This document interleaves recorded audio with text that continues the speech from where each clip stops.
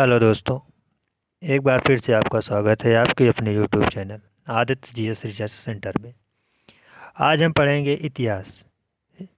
इतिहास में आज हम पढ़ेंगे हड़प्पा सभ्यता, वैदिक सभ्यता और बौद्ध धर्म और जैन धर्म से कुछ जरूरी क्वेश्चन जो हमारे पेपरों में अक्सर पूछा जाता है। तो आइए स्टार्ट करते हैं। सबसे पहले हड़प्पा सभ्यता।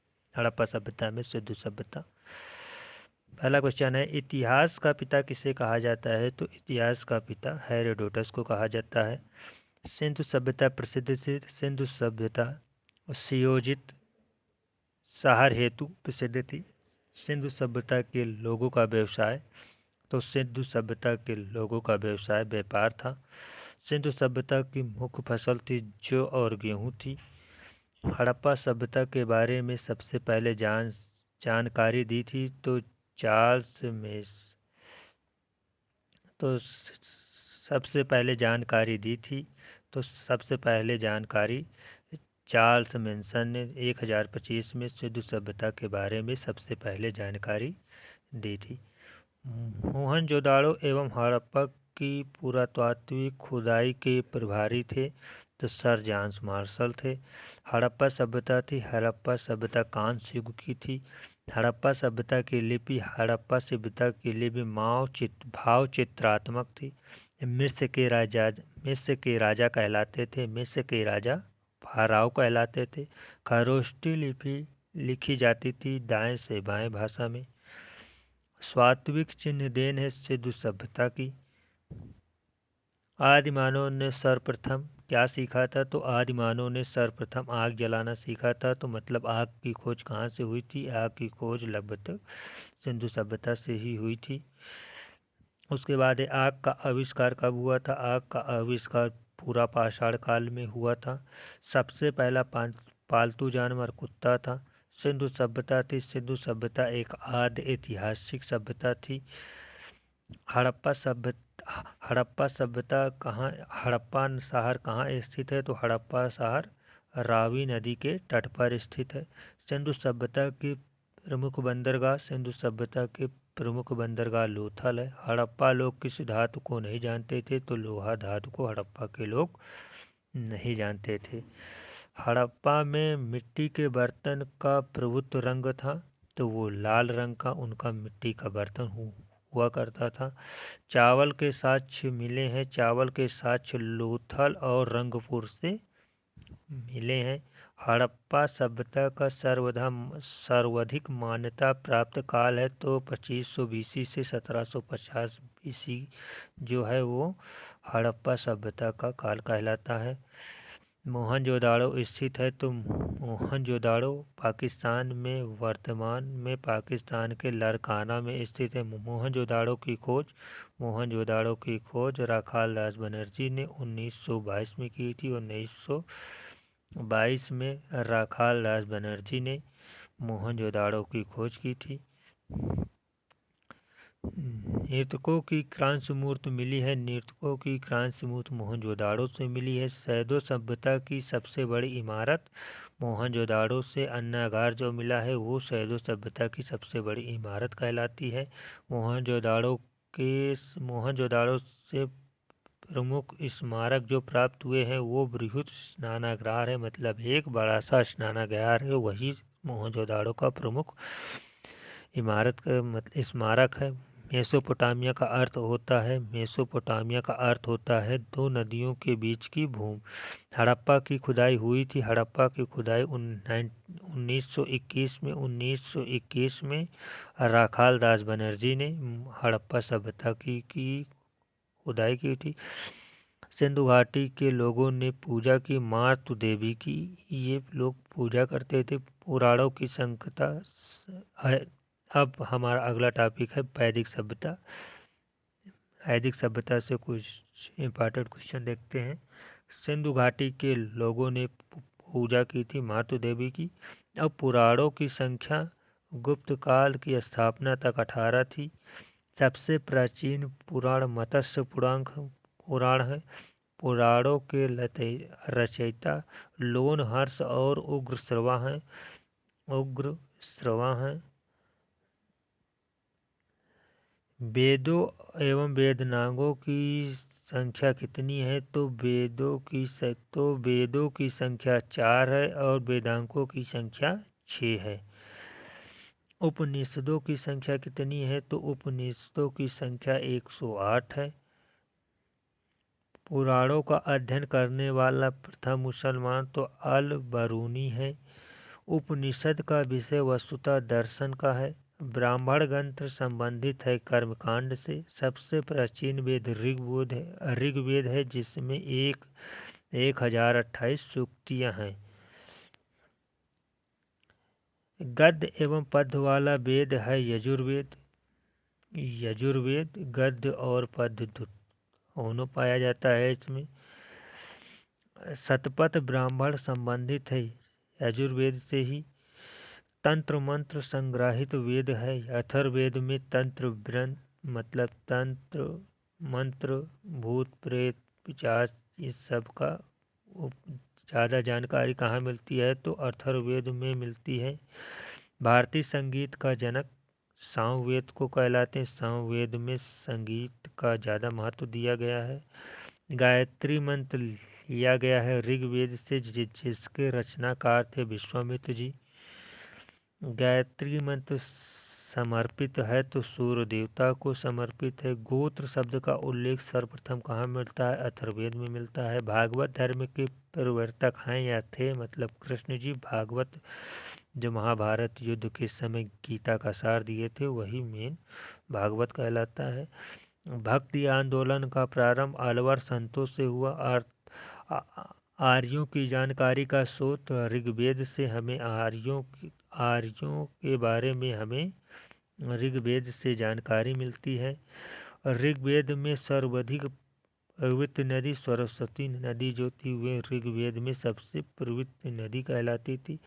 ऋग्वेद में वर्णित प्रमुख देवता इंद्र या पुरंदर थे। ऋग्वेद में सबसे बाद में निर्मित मंडल 10वां मंडल जो है वो ऋग्वेद में सबसे बाद में बना।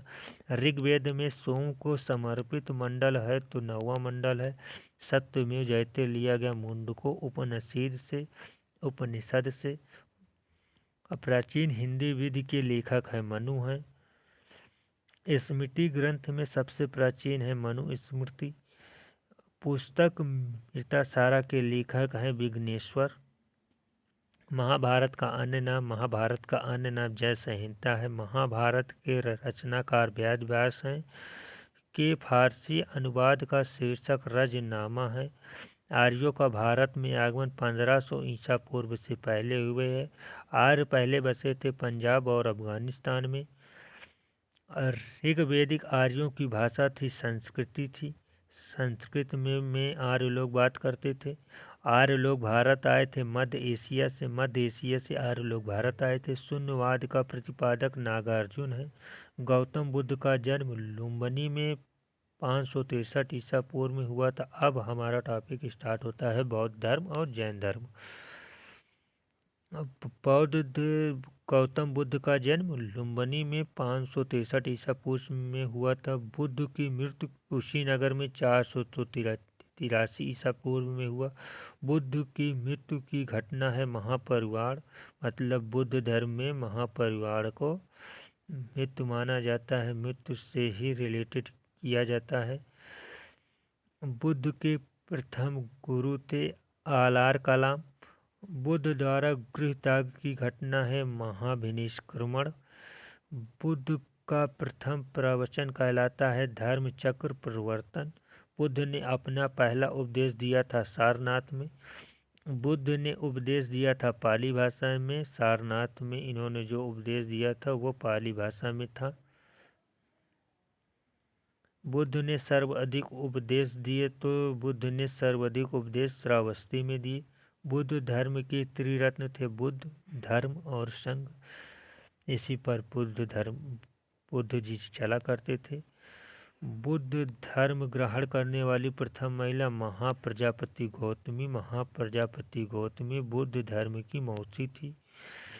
प्रथम बौद्ध संगीति 483 ईसा पूर्व में अजातशत्रु के समय में राजगृह में हुआ था।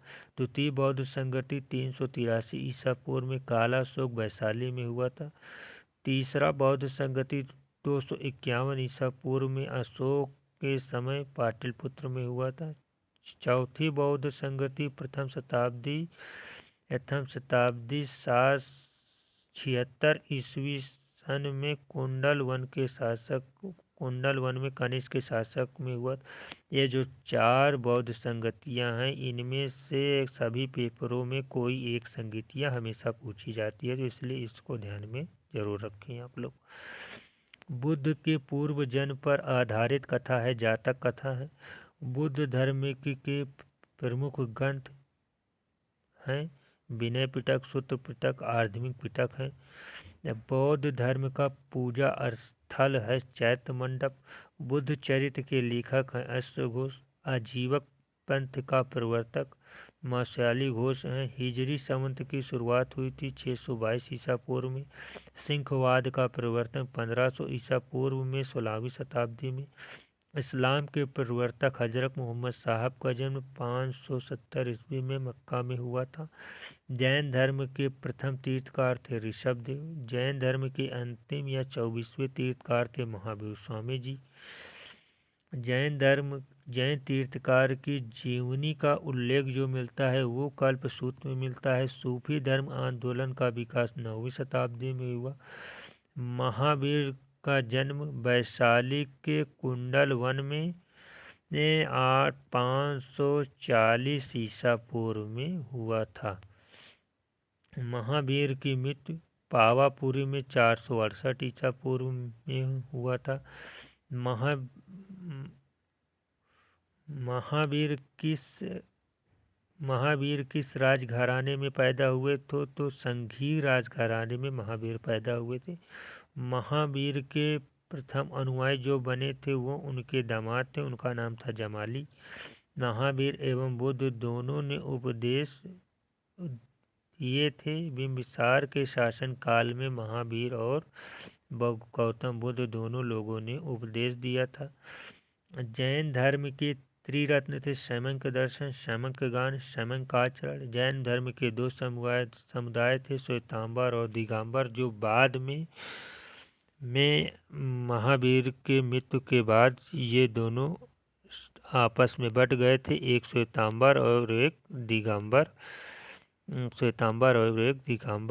बौद्ध धर्म का चरम लक्ष्य था मोक्ष की प्राप्त करना ही जैन धर्म का सब महत्वपूर्ण लक्ष्य था। प्रथम जैन सभा 322 ईसा पूर्व में चंद्रगुप्त मौर्य के शासनकाल में पाटलिपुत्र में हुआ था। दूसरी जैन सभा 512 ईसा पूर्व में वल्लभी गुजरात में हुआ था। जैन साहित्य को कहा जाता है आगाम।